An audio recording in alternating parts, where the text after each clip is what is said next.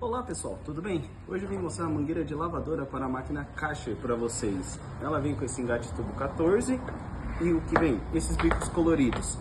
Junto da mangueira acompanha a válvula e o engate rápido, que faz a função para conectar todos esses bicos que vêm junto nesse kit.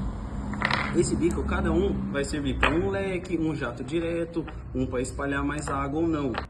Essa mangueira é uma mangueira de nylon. Esse kit tem com 10 metros e é uma mangueira ótima para a sua lavadora. Peça já a sua, enviamos para todo o Brasil. Clique no carrinho aqui embaixo para comprar.